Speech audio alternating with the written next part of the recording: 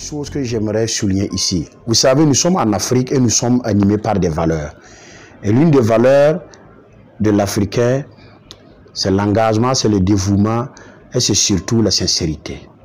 Et la sincérité qui nous animait doivent nous amener à être pragmatiques et à être logiques avec nous-mêmes.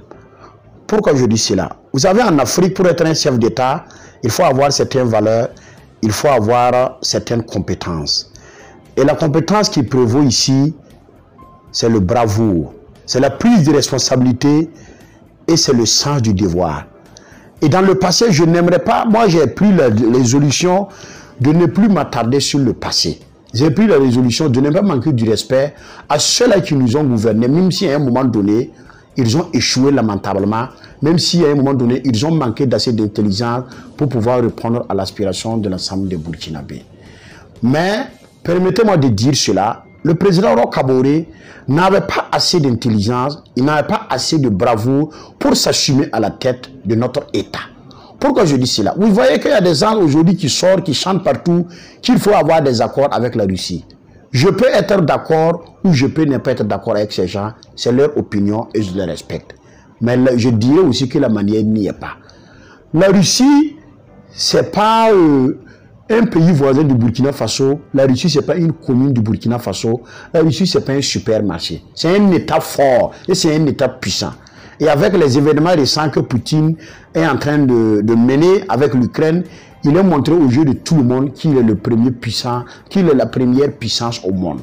Donc la Russie, c'est pas n'importe qui.